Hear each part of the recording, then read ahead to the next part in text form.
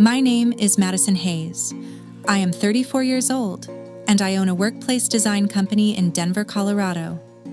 I built my business from a rented desk, 3 clients, and a laptop that used to overheat every afternoon. So when my brother called me that day, asking me to sign a few urgent papers to help my father, I should have trusted the same instincts that helped me survive every bad deal in my career. But family has a strange way of making smart women feel guilty for asking simple questions. He said my father's health was getting worse. He said the bank needed my signature before 5 o'clock. He said if I delayed, I would be the reason our family lost everything my mother left behind. I remember staring at the document preview on my office screen, my hand already moving toward the digital signature box, when something in my stomach twisted. I told him I needed 10 minutes to read it carefully. He sighed like I had just betrayed him, then said, "Fine." I thought the call had ended. It had not. My phone sat beside my keyboard, screen still glowing, the connection still open. For 3 minutes and 15 seconds, I heard every word they thought I would never hear. First, my father's voice, low and impatient. "Did she sign the papers yet?" Then my brother laughed. "Not yet, but she will. She has no idea what we are taking from her." I did not scream. I did not move. I simply opened the recording software I used for client meetings and let their mistake become the first piece of evidence that saved my life. Before I tell you what happened after that, tell me where you are watching from and what the weather is like there. I need to know how far this story can travel, because someone out there may be one signature away from losing everything. For the first few seconds after I heard my brother laugh, my brain refused to understand the words. It was like listening from behind a locked door, recognizing the voices but praying the meaning was not real. My father asked again, quieter this time, "Did she ask about the clinic letter?" My brother said no, then laughed like I was a child missing an easy trick. He said I was predictable. All he had to do was mention my mother, the old house, and the thought of my father ending up alone, and I would sign anything they put in front of me.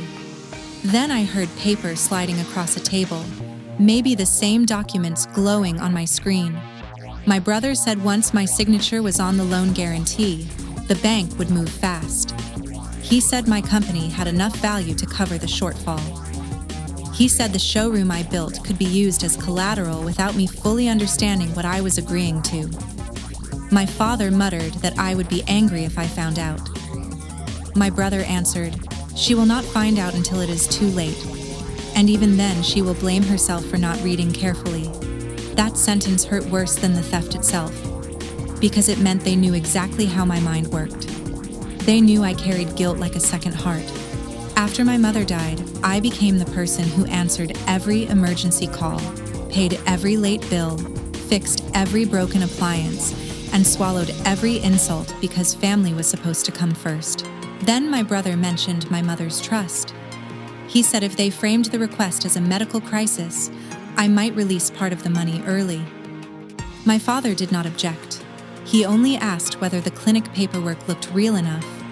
That was the moment the last soft place in me went quiet. I looked at the digital signature box on my computer, the little blue button waiting for my consent, and understood that my name was not a name to them anymore. It was a key to my company credit line, a key to my mother's inheritance, a key to my property, my savings, my reputation, and everything I had spent 12 years building while they mocked me behind an open phone line. The call ended by itself after 3 minutes and 15 seconds. I sat there staring at the screen, listening to the silence after betrayal. My first instinct was to call back and scream. I wanted to ask my father how he could sit there and let his son plan to strip me clean. I wanted to ask my brother when he stopped seeing me as his sister and started seeing me as a bank account with a pulse. But I did not call. I did not send a message. I did not sign the papers. I saved the recording under 3 file names, backed it up to the cloud, and took screenshots of the call log. Then I opened every bank transfer I had made to my family in the last 3 years. The pattern was suddenly obvious. $2,000 for medication, $5,000 for roof repairs, $8,000 for emergency care, $12,000 to prevent foreclosure.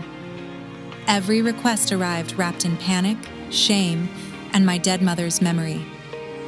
Every time I asked for proof, they made me feel cruel.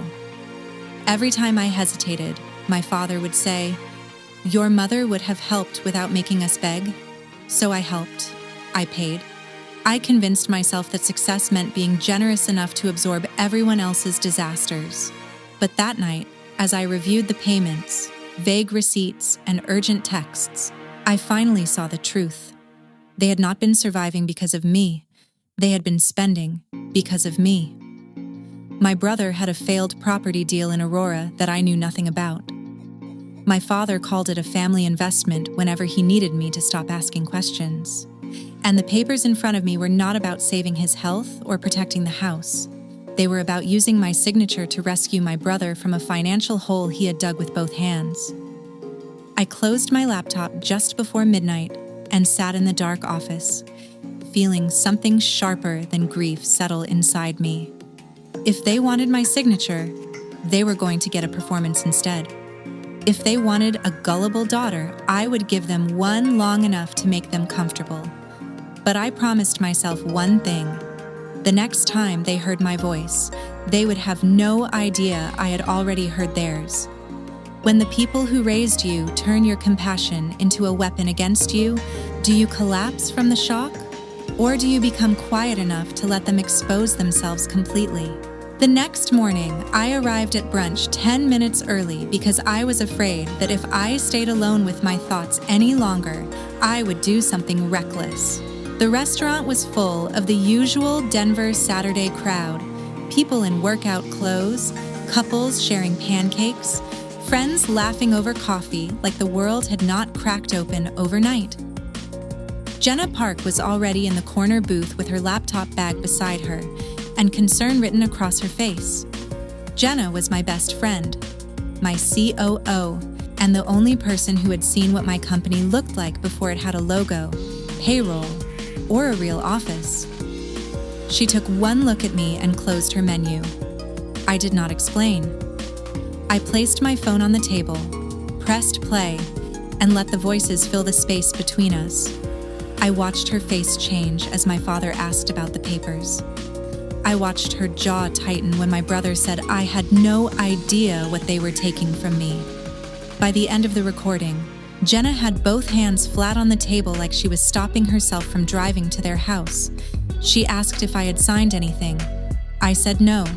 She asked if I had answered any messages after the call. I said no. Then she leaned forward and said, "Good. From this moment forward, you do not react like a daughter. You react like a business owner." That sentence saved me from the emotional spiral I was about to fall into. We ordered coffee. Neither of us drank.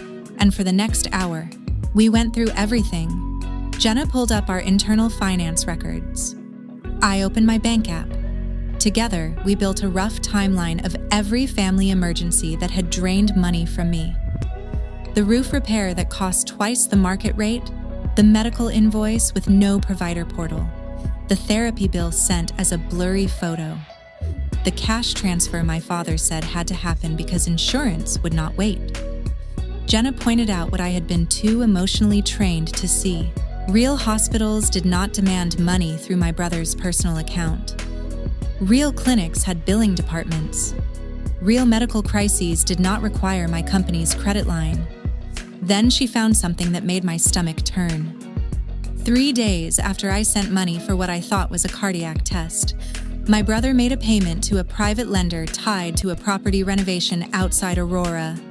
A week after I paid for what my father called home care equipment, my brother posted photos from a ski weekend in Vail, wearing a watch I knew he could not afford. I remembered asking him about it. He said it was a gift from a friend. Jenna looked at me and did not say what we were both thinking.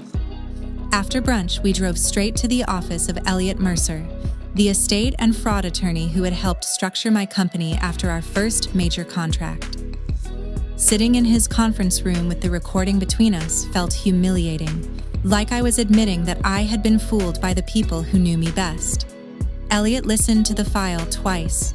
He did not interrupt or pity me. When it ended, he folded his hands and said this was no longer a family misunderstanding. It looked like attempted fraud, possible forgery, financial coercion, and an effort to place business assets at risk under false pretenses.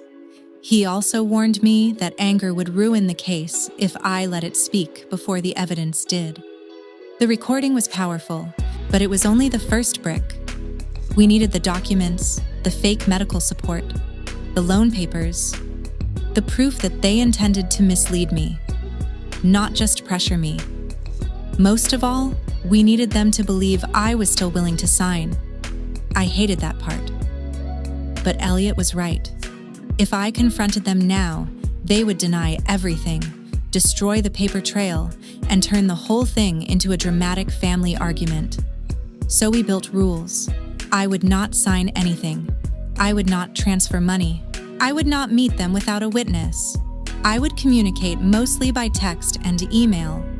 Jenna would lock down company authority so no loan, lien, guarantee, or collateral agreement could move forward without legal review.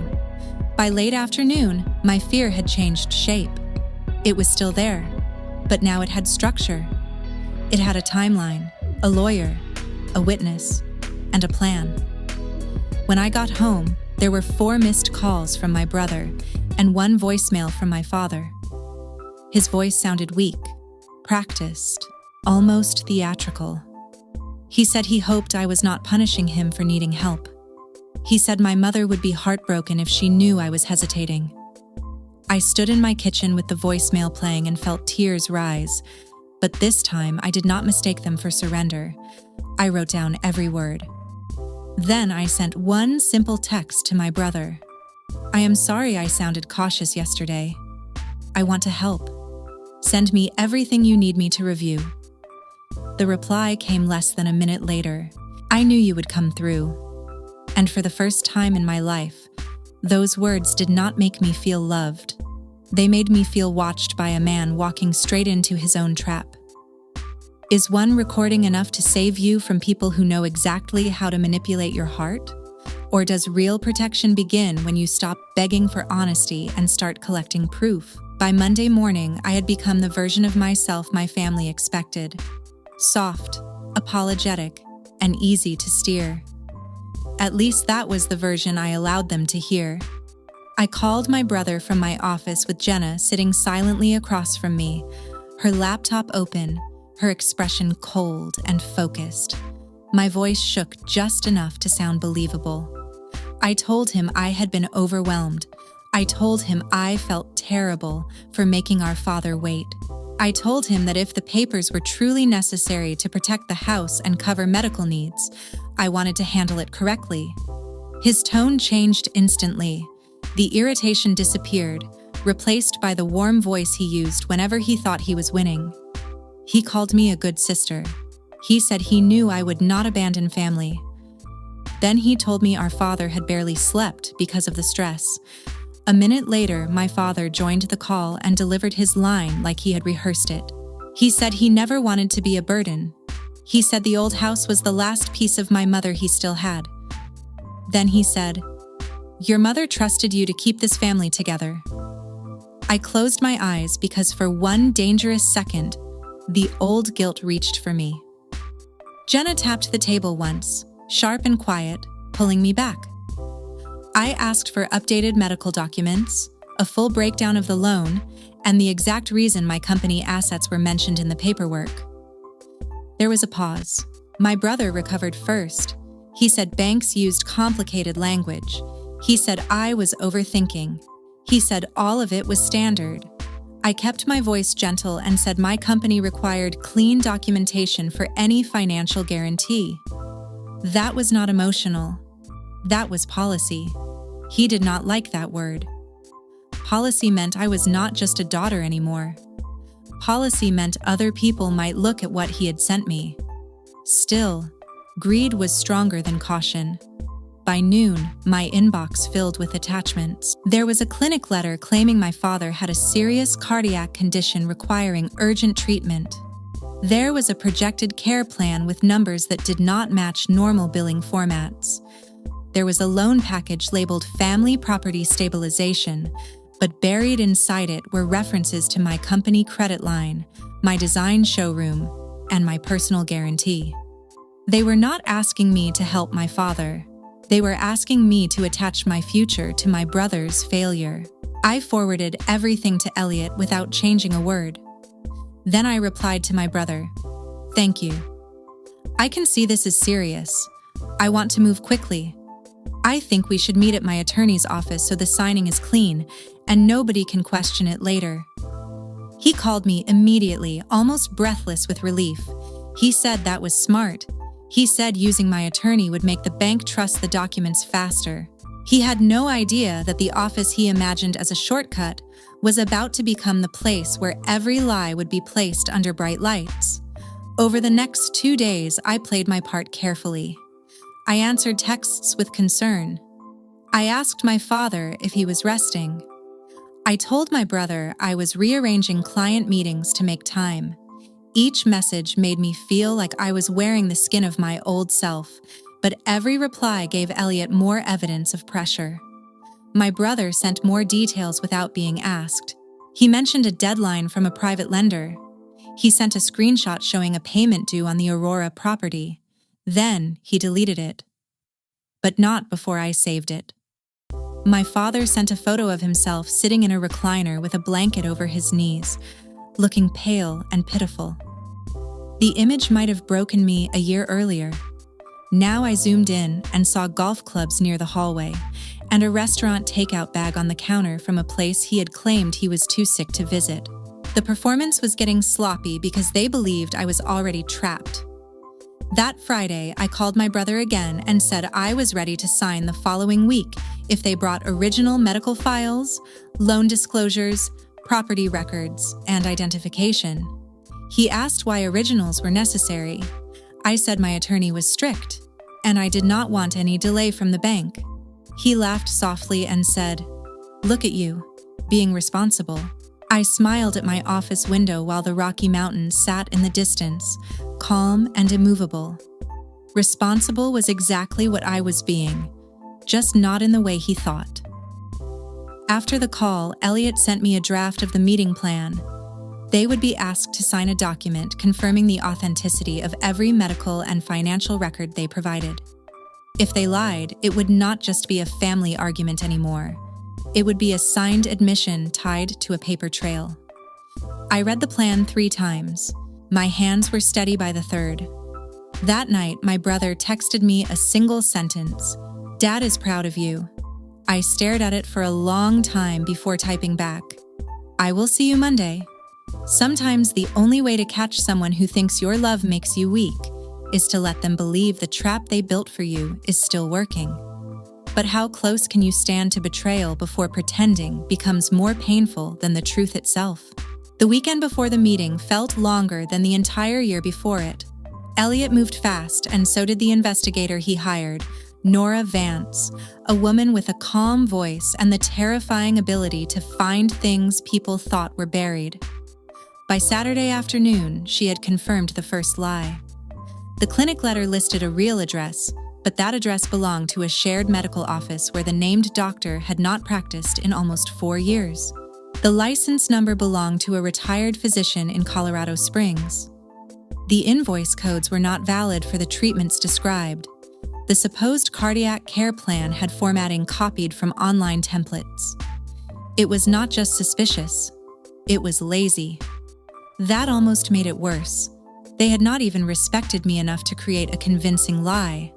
Jenna spent the same weekend building a financial map from my old transfers. She matched dates, amounts, and recipient accounts.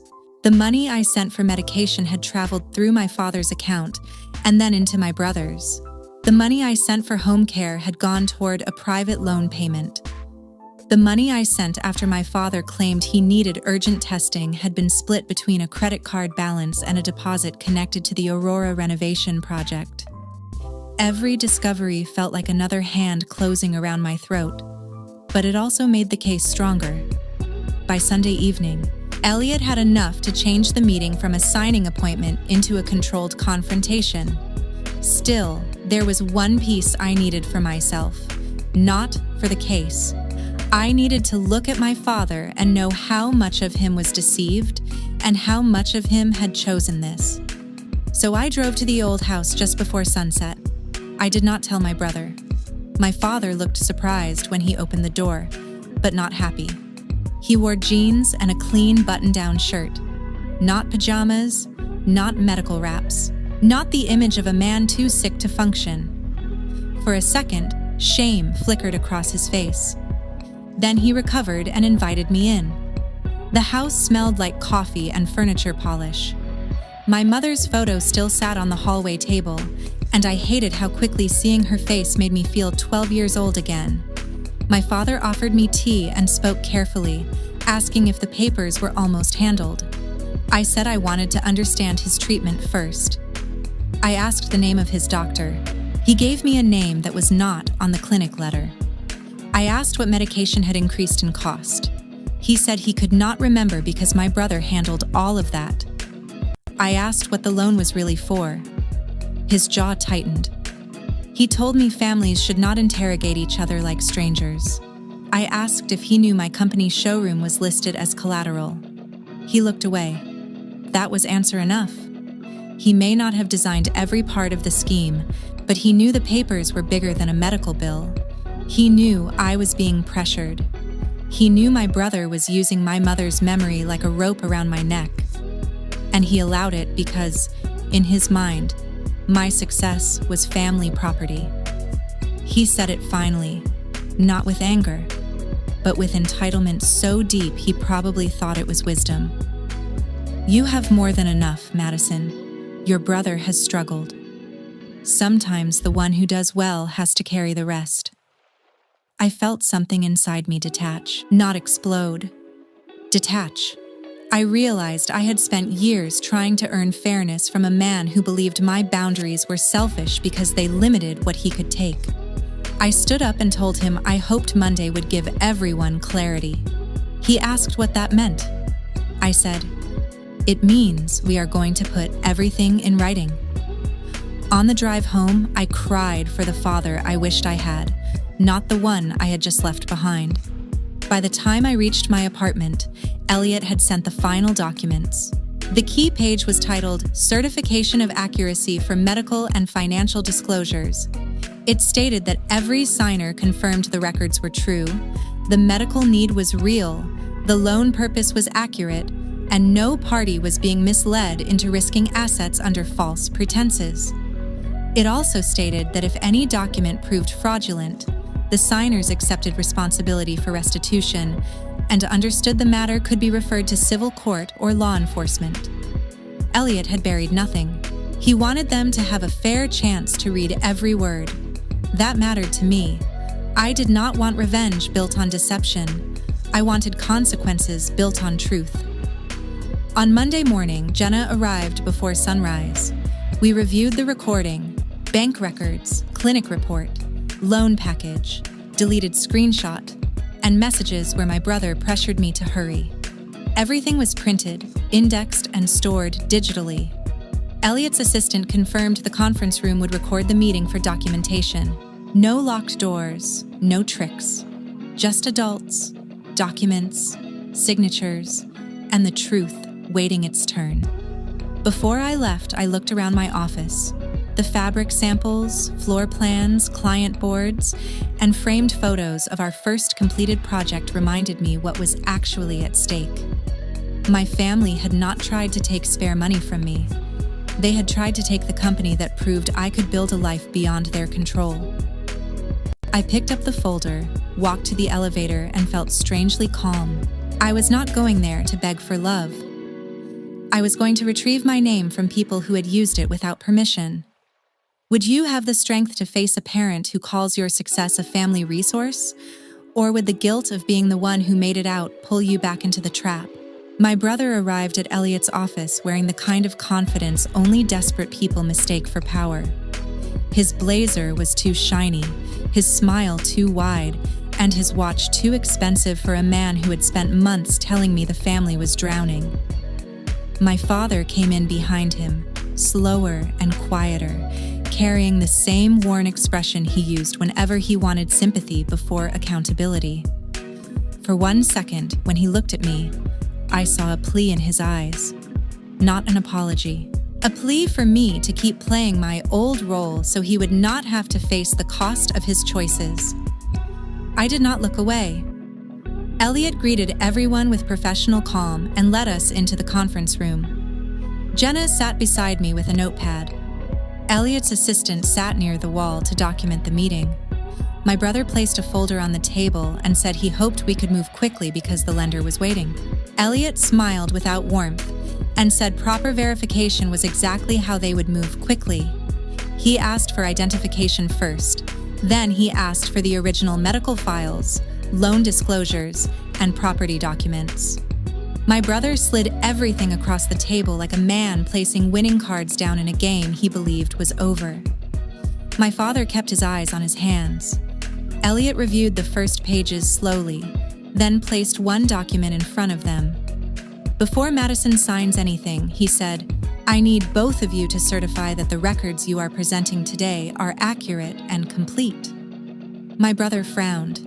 He said that seemed unnecessary. Elliot answered that it was standard whenever a business owner was being asked to risk corporate assets for a family-related financial matter. My brother glanced at me, searching for weakness.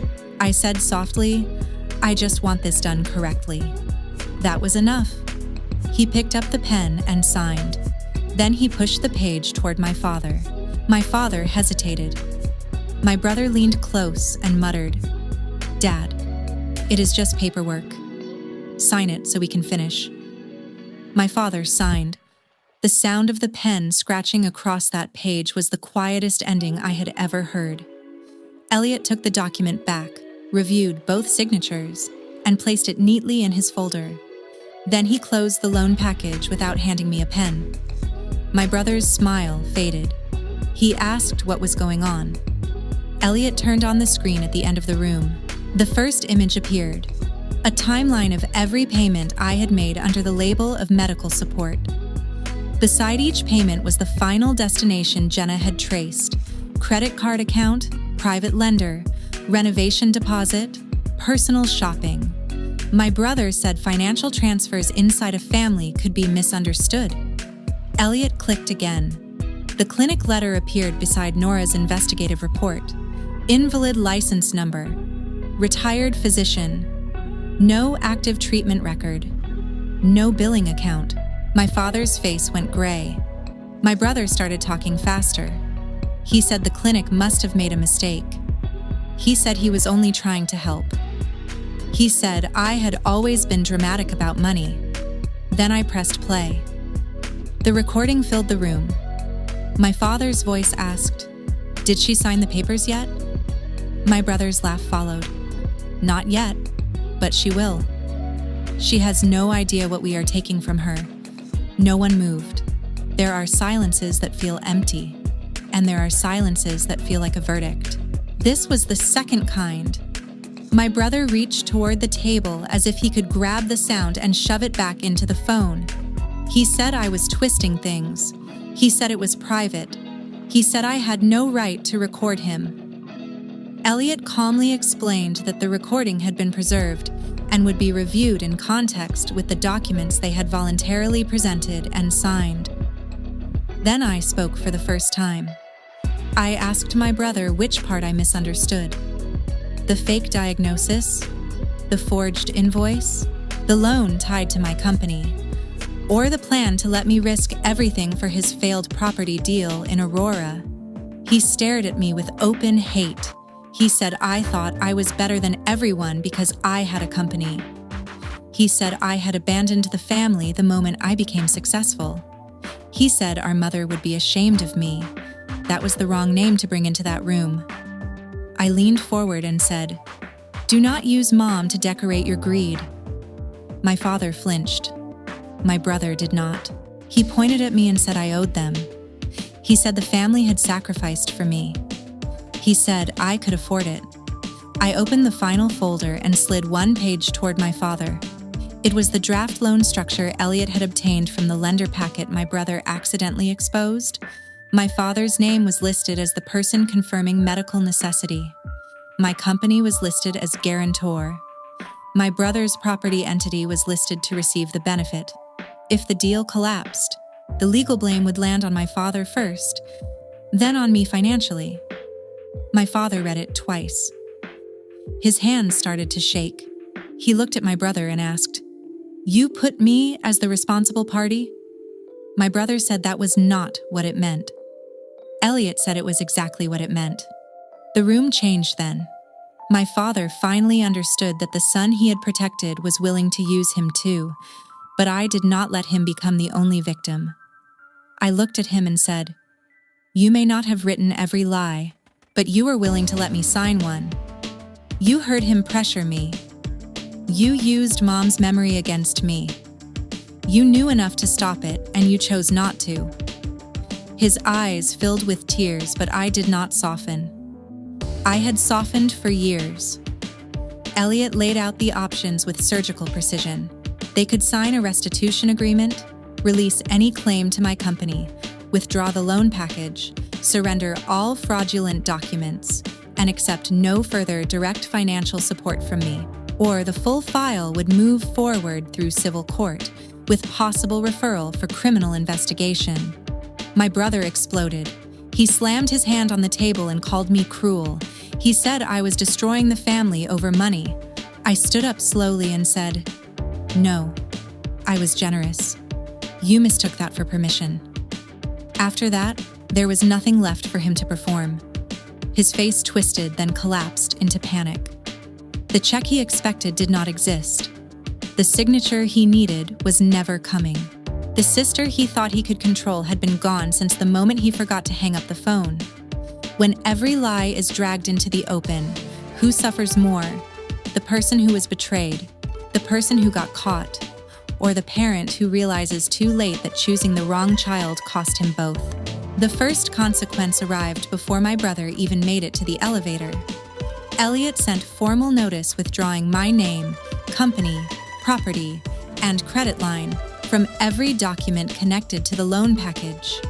By the end of that day, the private lender had frozen the Aurora deal pending review. By the end of that week, my brother's partners knew the financing he had promised was not real. People who once returned his calls within minutes suddenly needed time to think. The renovation project collapsed first. Then the private lender demanded payment. Then the people he had impressed with borrowed confidence discovered there was nothing solid underneath it. He called me 26 times in 2 days. I did not answer. He texted that I had ruined him. Then he texted that he was sorry. Then he texted that family should not involve lawyers. I screenshotted everything and blocked him. My father signed the restitution agreement 3 days later. He did not do it nobly. He did it because Elliot made the alternative clear. He agreed to repay the money he had received under false medical claims by selling a truck, liquidating a small investment account, and transferring part of certain family assets into a monitored repayment structure. He also revised his estate documents. My brother was removed from any authority over the house, accounts, or future medical decisions. That hurt my father more than he admitted, because losing control was the one consequence he never imagined for himself. As for his health, I did not abandon him. I created a medical trust managed through Elliot's office.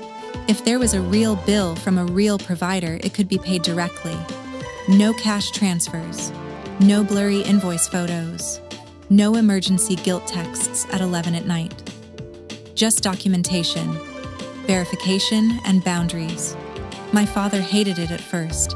He said it felt cold. I told him what felt cold was hearing him sit beside my brother while they planned to take what my mother left me. After that, he stopped arguing. We did not become close again. Some stories do not end with a family dinner and soft music. Some stories end with a daughter learning that peace is not the same as reconciliation.